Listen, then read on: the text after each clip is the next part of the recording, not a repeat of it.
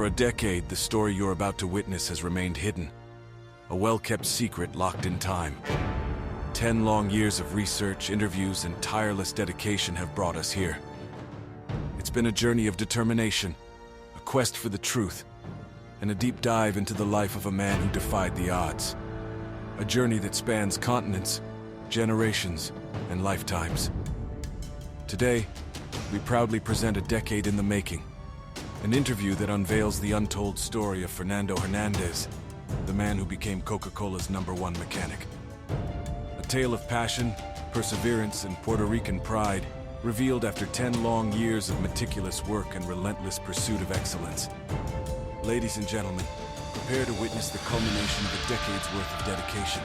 This is Fernando Hernandez, Mr. Coca-Cola.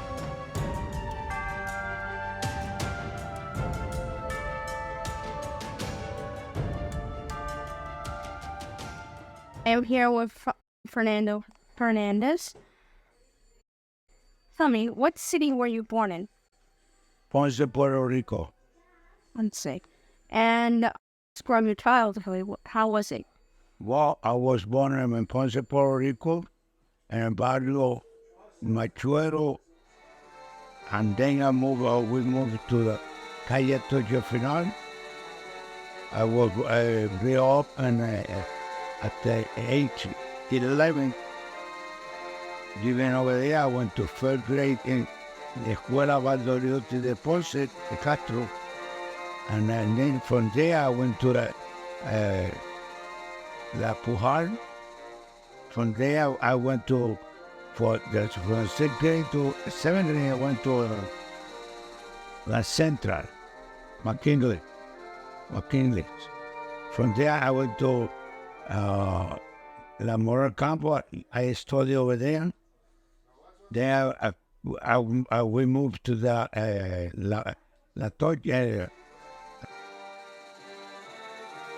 The year was 1940, a pivotal moment for Puerto Rico. As the world stood on the edge of World War II, the island faced a variety of complex challenges.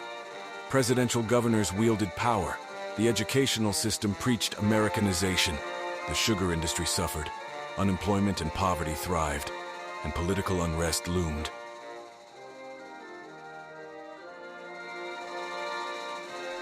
I studied there.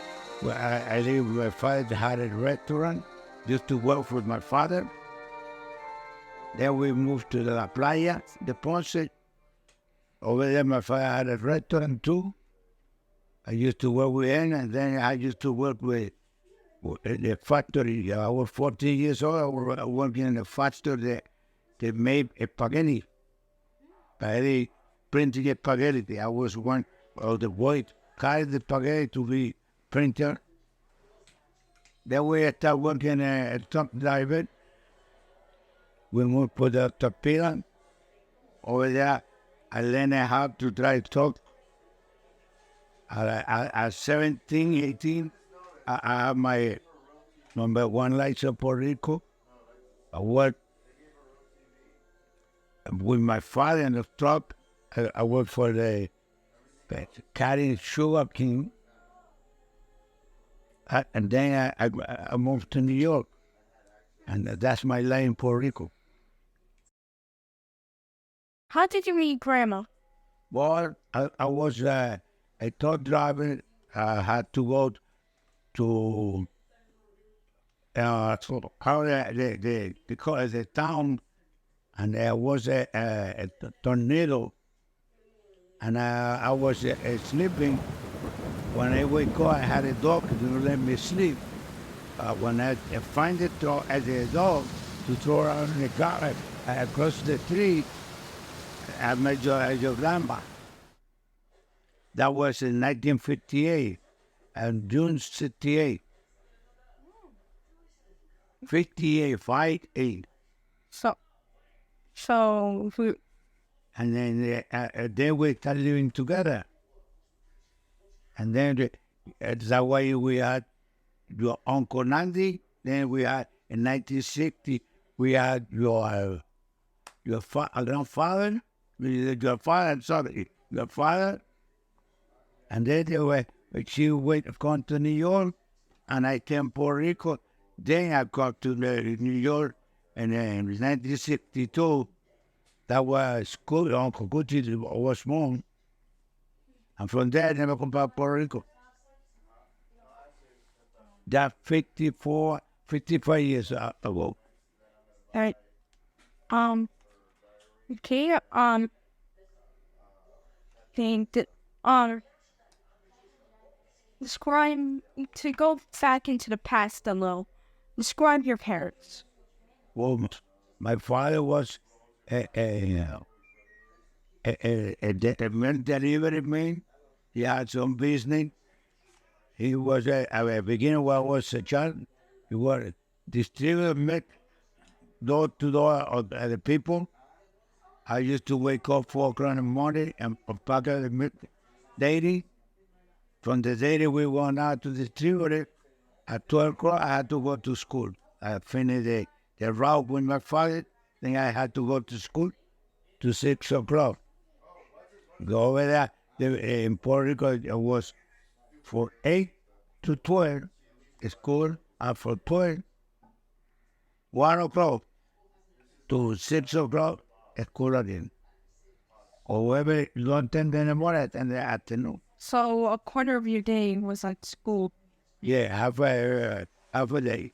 5 hours, that's 5 hours. Okay. And your mother? My mother was a housewife. She was taking care of the business because my father had a restaurant, what do you call a colmado, we call it a bodega. And she didn't want to take care of, and my father at the midday at home, and then my father delivered the milk. We used to go to the farm to pick up the milk, and 20 gallon tank. Cool. So, describe your grandparents. Well, I never met my grandparents from mother's side. Only I met my grandmother, and I used to take care of her, fixing her house, cleaning her house on the weekend. I used to go on Friday to Saturday, Sunday. Then I come back to go to next day to work. For my father's side, I met my grandmother about 3 days before she died. And my grandfather used to live with us from my father's side. Can please say about the grandmother part that in the day before she died? Well, she died in 1948. Yeah, big, yeah. 48, but it's 48. That's my father's mother. Yeah. Okay. Who were some of your friends growing up? Well, I had a lot of friends. I had a friend of mine when I was a child. We all hang it together. Nobody can bother him, nobody can bother me. We all wait. If we have problems, nobody bother us because we always fight together, enjoy together. More to the cook together, go back home together, always to the enemy. He's dead now. He died about 20 years ago. Okay. Did you and your friends get in like big trouble when you were younger? Fighting whatever with the guy in the neighbor. That's all. Okay. And that was day we don't have no marijuana, no drug, no nothing. We only doing what go planting a tree, like a mango tree, and then we call the lady say, "Hey ma, somebody stealing your mango." And she comes to chase all that. So that's what I think we do. That must have been fun. Yeah, that way do it. And always she went to complain to my father or my grandmother's. or my mother. Or not saying it bad. We were running around the neighborhood. Like, What did you do for your free time during dancing when you were younger? what? What do you do for your free time when you Free time? Well, play softball, baseball, and the neighbor. Okay, and what do you do now? But I'm retired now, 11 years already, and I don't know anything, just working around the house, and backyard and gardening. And what job did you retire from? Coca-Cola Body Company of New York. In June of 1968, Fernando Luis Hernandez was hired by the Coca-Cola Bottling Company of New York to work as a refrigeration mechanic in Glendale, Queens. It's the price. One of the price is current now due to the Coca-Cola Body Company. I was employed for 35 years. I was the what do you call it, a main mechanic and a job, the technician or the refrigeration and a job. I used to work in refrigeration, repair, and service.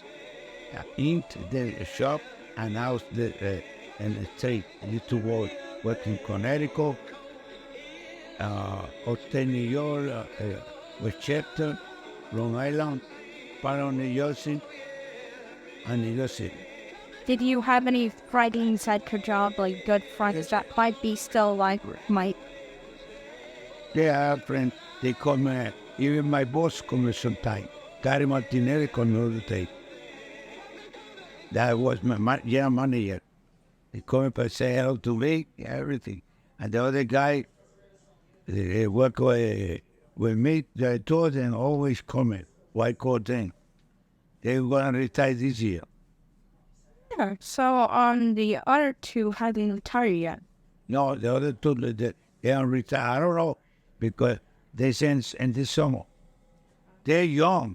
I think one is 61 and the other 55. Or they had a lot of time with the company there. What was your first job as an adult? My first job, Yeah, like after 18. truck driver. And a taxi, like a taxi driver. Not taxi, Saturday taxi, public service. Cut with service in Puerto Rico. And then I come to New York. I used to work in private sanitation for 4 or 5 years. And then I went to school and learned electronics. That way I started working for Coca-Cola. And the job they gave me was temporary. Because when they started, so maybe this summer, next summer, on a job. But it took 35 years for temporary job. Because temporary, some like you call summer vacation, you could summer job. But I stayed for 35 years. Okay. Yes. Hey, was there any fads that either you or your friends were into, popular things that just faded away? Well, we don't have that fashion. Well, our fashion, I was working in a company. We had a free uniform, and the weekend I used to dress with tight suit. I never wear jeans. Always wearing no, but over here now is one day I start wearing jeans because they give me this the other day, and I had 2 or 3 pair more over there. I never wear it. Is there any famous person you admire at all? Any famous person? Any? So I'm not able now. Okay. Oh, you're directing me on. What were your family finances growing up? How did it affect you? But my father he used to have his store, and when the World War II, he's the only one in the neighborhood to build a house, to from a house, because he's the one used to change what do you call change cash the check for the soldier, soldier family. Speaking of able to, how did World War II affect you? Did it affect you in like a huge way or in like there? Not that, but I was young by World War II. I was about 3 or 4 years old. The only thing I remember is my mother was pregnant and she lost my second sister. How many siblings did you have? Well, one sister and one brother. For many years, then my father separated my mother, and then I had another brother and another sister, younger, and younger than your grandfather. Okay, his name is Juan Hernandez, like your uncle, and the sister is Emily, like your great grandmother. Same name. See, like what? So, just go to it. But what was your favorite song? Well, what was your favorite song when you were like on? Oh, in my favorite, chubby chicken. Sing it. Chubby chicken. The what you call the Rolling Stones. So you like The Rolling Stones, the chubby chicken, Rolling Stones, and the Monkeys. okay? And Bill and the Beatles. And all they have. Those are your like favorite band. Yes, and all of this like Mexican music and what do you call Puerto Rican music, Spanish music, like Johnny Albino, Rio San Juan, Los Panchos. Would you like? Do you like more? I don't mind him because when he started the house trouble, he used to be, but his father used to be my friend. He used to live across the street of my house. We live in a project house. I live in a block number 5, no, block 4. I used to live in block 5. Not 6. I live in 5, Houston, and 6. Across the street, but he was a baby. His father, no, I never met him. His father used to ride a motorcycle. And we used to be at the school together. And we used to take up in a motorcycle to go to because what they call sugar cane. Anything in your past? What is there anything in your past that you would like to change? Oh, well, half of my life, I was a person I used to drink. Well, like I drink a lot. I used to fight with everybody, even with a policeman. And then sometimes I take out my wife today and God because when she moved to New York, I followed her and I never had it trouble again. I used to drink it. I had trouble every weekend. I like to drink that a lot. I quit cigarette, I quit drinking. What was the most memorable moment in your life? When your father born and your uncle. And then the second, the third one, we had my first daughter because we already have boys. A third son, Uncle Nandi, Uncle Mike, Uncle Gucci, and Diana is the only girl in that time, by that time. Then after that was UTT Angela, and then Steven the last one. We were also on. And so, all the part when I met with you crying, I stand believe in God, that work in church, helping my other people. I work when I come from work. My time was go to church and help other people. In vacation, I used to take my children to other country, or to Puerto Rico, or Miami, wherever. Okay. What was the most memorable moments in your lifetime? The day I get married, my wife.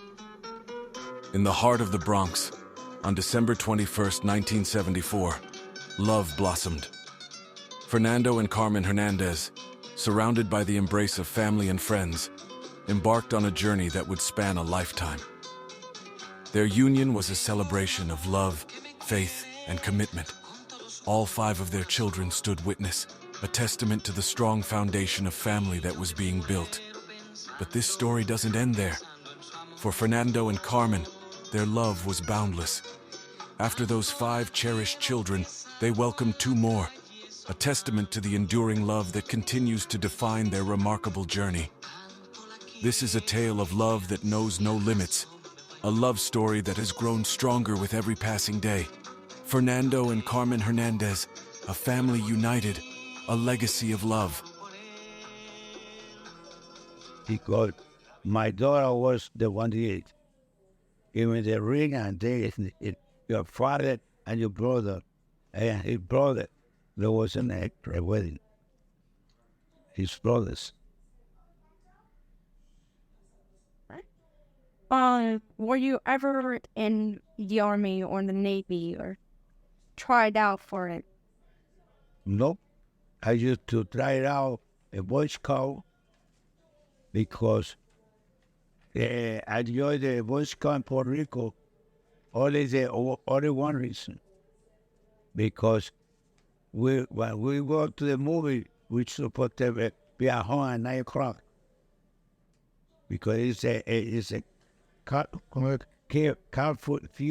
curfew, and you're not allowed after 9 in the street. I had the paper was a Boy Scout, and we're still at the 11 o'clock watching movie, and then we walk on the street. So I can't never pass by. That's a competing. And In 1958, I was drafted.